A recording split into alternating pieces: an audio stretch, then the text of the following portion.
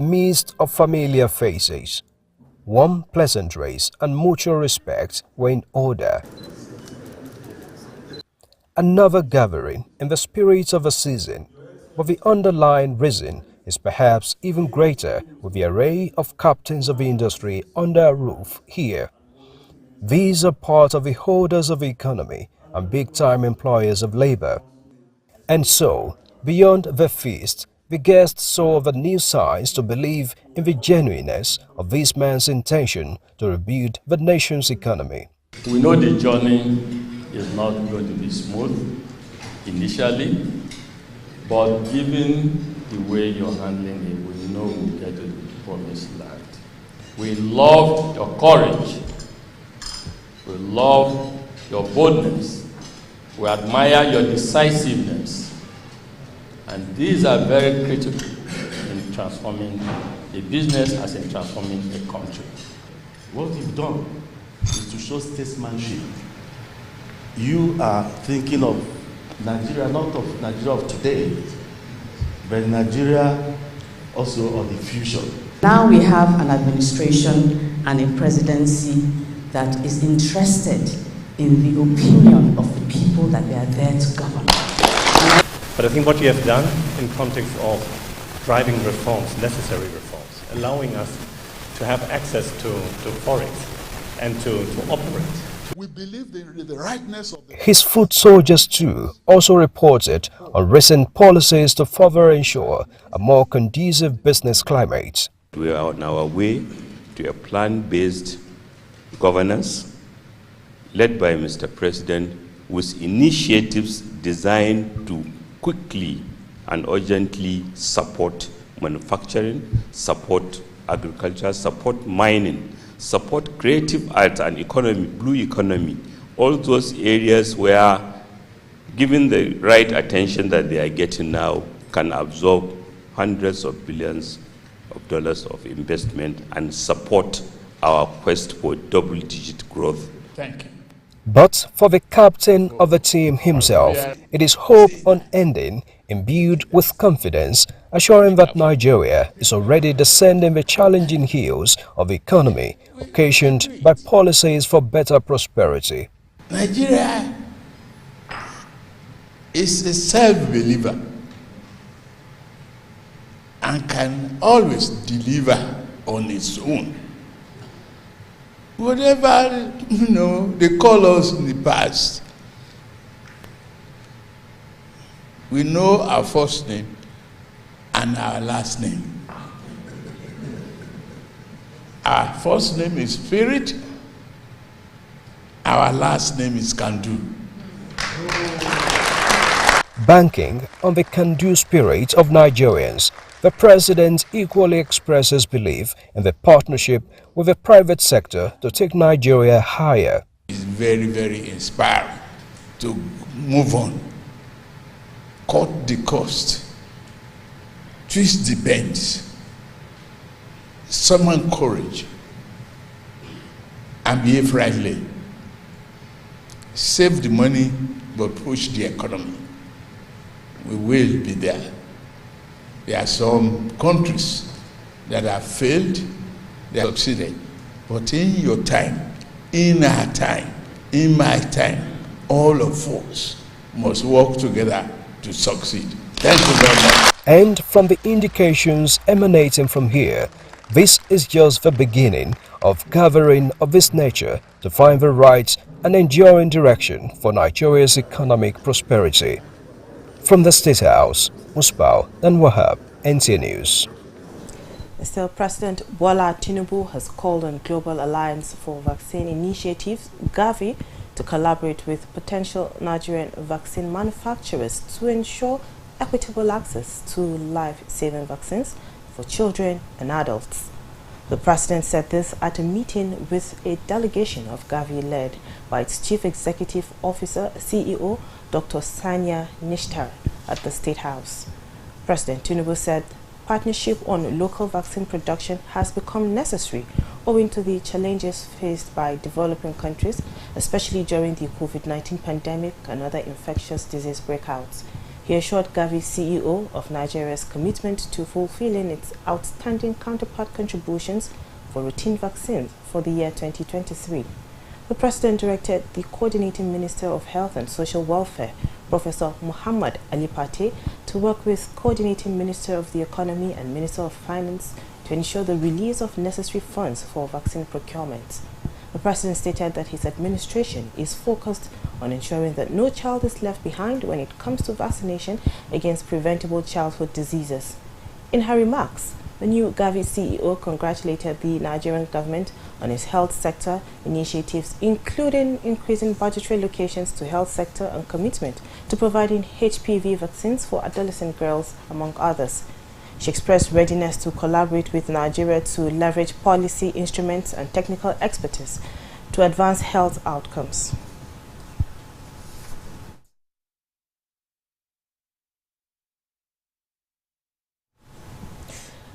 Again, President Bola Tinubu, as chairman of ECOWAS Heads of States and Government, is tasking the ECOWAS Parliament to continue to reinforce its efforts in contributing to the preservation of unity of the region. It was at the inaugural session of the 6th legislature of ECOWAS Parliament in Abuja. Let's hear from State House correspondent Musbao Danwahab. Chairman, ECOWAS Authority of Heads of States and Governments had the first opportunity of physical interface with the legislative arm of his community. He is certainly conscious of the necessity for cooperation and collaboration with the parliaments in moving the regional bloc forward and in pursuit of the economic prosperity and integration objectives of the ECOWAS.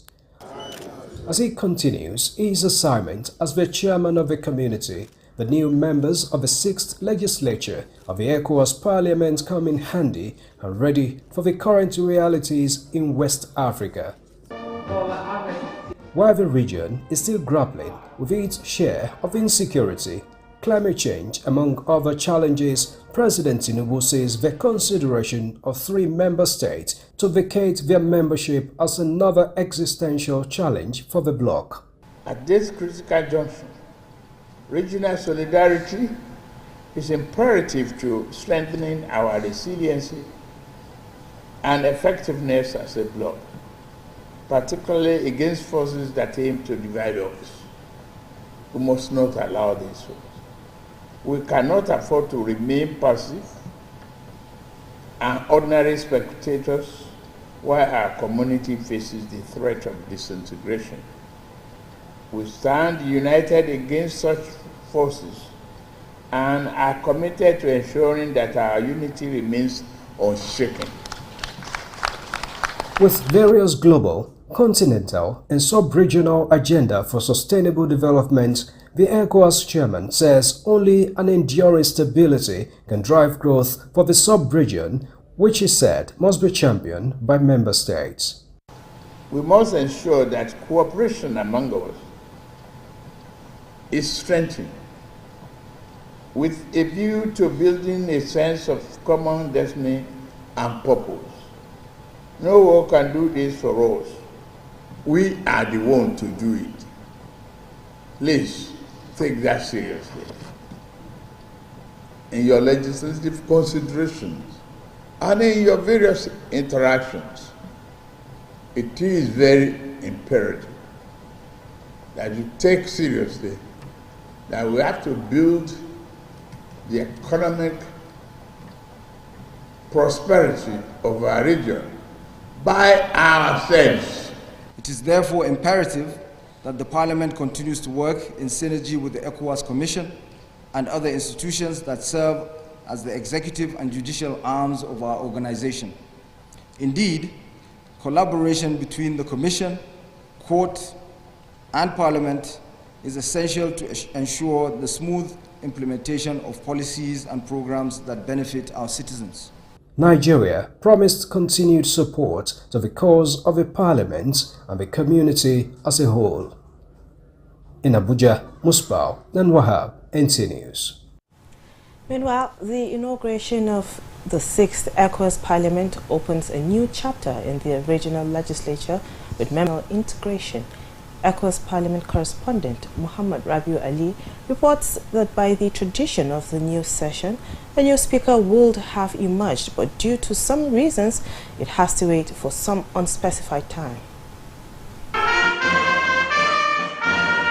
15 member states with 115 members of parliament from Economic Community of West African states seated here for the inauguration.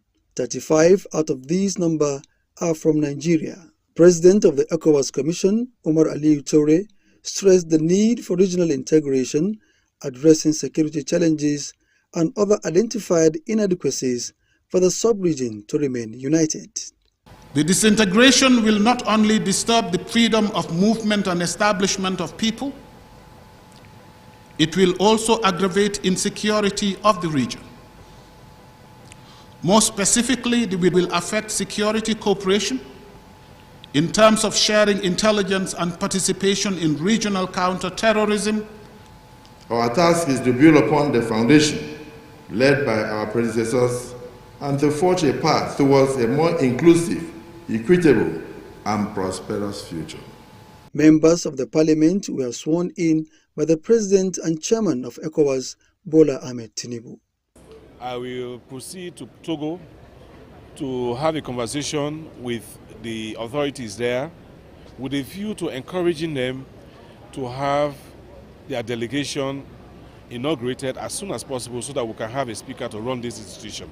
It is our responsibility to work with the ECOWAS Commission and to work with the ECOWAS heads of government to ensure that we brought security to all the areas that are lacking security at the moment. We want to have good relationship and talk with people, so Niger, Burkina Faso and Mali who come back to ECOWAS. We know the people we're going to elect, people that will have the interests of ECOWAS at heart. With the inauguration of the 6th Parliament of ECOWAS, it is expected that regional integration agenda will be the priority for the development to thrive in the sub-region. In Abuja, Muhammad Rabiu Ali, NTA News. This is the news at 10 on NTA News 24. We'll take a break now. More reports when we return.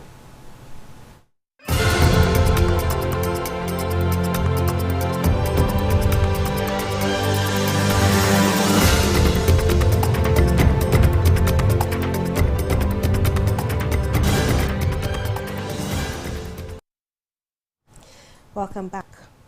Now, federal government is working to improve on managing water and land resources for irrigation as well as flood control. Consequently, 2 task teams have been inaugurated by the Ministry of Water Resources and Sanitation for the 6th edition of the African Regional Conference on International Commission on Irrigation and Drainage, scheduled to hold in Nigeria April next year. Usman Zubairu has a report. The African Regional Conference is an initiative of the International Commission on Irrigation and Drainages to bring together experts from the African sub-region specialized in the field of irrigation and drainages to brainstorm advancements made in various areas of irrigation and drainage technology. Nigeria is hosting the 6th African Regional Conference for the first time and has been a member of the regional bloc since 1970. The conference is expected to draw participants from the African sub-region as well as other parts of the world. Inaugurating the 2 committee, Minister of Water Resources and Sanitation, represented by the Minister of State, Bello Muhammad Goranyu, said the conference is to promote exchange of knowledge and information on irrigation and drainage between the member nations for their mutual benefits. It is our hope that the committees should immediately kick the ball rolling and work assiduously in line with the TOR submit a quality, cost-effective report and workable recommendations that will facilitate smooth hosting of the 2 commissions of inquiry constituted by Governor Abba Kabir Yusuf. Justice Farooq Lawal is to chair a commission of inquiry into cases of misappropriation of public properties and assets, while Zuhaira Yusuf, another High Court judge, is appointed chairperson of another commission that will investigate cases of political thuggery and missing persons in Kano between 2015 and 2023. Subsequently and variously, other members were also sworn in to mark their formal inauguration by the governor. The measure Governor Yusuf explained is to bring sanity in managing public assets and end to hooliganism, which has been on the high side in recent years. These cases must not be swept under the carpet. Under whatever circumstances, we must act to address the situation. The two commissions of inquiry have 3 months within which to work and submit findings to the state government. In Kano, Abdullahi Mustafa, NTA News. Now, President Bola Tinubu on Wednesday, April 3rd, 2024, signed into law the Students' Loan Access to Higher Education Repeal and Reenactment Bill 2024. The act is of historic proportions as it seeks to guarantee sustainable higher education and functional skill development for all Nigerian students and youth. Special Advisor to the President on Media and Publicity, Ajuri Ngelale, explains the merits of the amendments. The repealed Student Loan Act 2023 had challenges bordering on governance and management, purpose of the loans, eligibility criteria for applicants, method of application, repayment provisions, and recovery of loans. The act signed into law by the President addresses the challenges as it establishes the Nigeria Education Loan Fund as a body that can sue and be sued in its name and has the power to acquire, hold, and dispose an immovable property for the purpose of its functions. This ensures that a fund can legally enter contracts, including loan agreements, and may also initiate action to ensure repayment by beneficiaries. It also empowers the fund to provide loans to qualified Nigerians for tuition, fees, charges, and upkeep during their studies in approved tertiary academic institutions, vocational and skills acquisition institutions in Nigeria. It allows it to build, operate and maintain a diversified pool of funds to provide loans to qualified applicants. The amendments ensure that students can apply for and receive loans to cover tuition, institutional charges, and upkeep. It separates the governance functions from the management operations of NEL Fund by establishing a board of directors with a chairman and secretary. Members of the board are drawn from relevant ministries, regulatory bodies, and participating agencies and other stakeholders. A management team led by a managing director, including executive directors, responsible for the day-to-day management and operations of the fund, has also been provided. Meanwhile, the President of the Federal Republic of Nigeria appoints the board and management.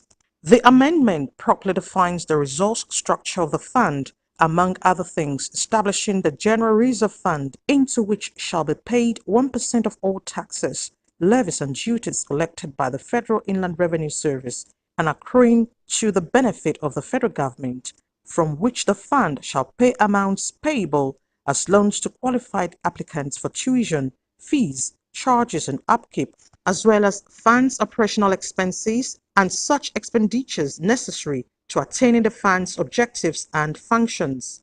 The new act provides for eligibility criteria for applicants, as it removes the family income threshold so Nigerian students can apply for these loans and accept responsibility for repayment according to the fund's guidelines. The guarantor requirement has been removed to enable students apply for and receive loans subject to application and identity verification guidelines. The new act addresses disqualification based on applicants' parents' loan history. This is through a justice and fairness provision established, mandating the board to ensure a minimum spread of loans approved and disbursed in each financial year. Applicants to the fund may apply for loans to cover tuition and other fees payable to the school and maintenance allowance payable to the students. On the repayment of loans by beneficiaries, the fund shall not initiate fund recovery efforts until 2 years after the completion of the National Youth Service Program. A beneficiary may request an extension of enforcement action by the fund by providing a sworn affidavit indicating that he or she is not employed in any capacity and is not receiving any income. Only a person who provides a false statement to the fund under this section is guilty of a felony and liable to imprisonment for. Represented by the Chief Youth Development Officer of the Federal Ministry of Youth Development, Isaac Adeagbo, the minister explained that the economic downturn is global and not peculiar to Nigeria and should therefore not be used as justification for any form of criminality. The minister thanked the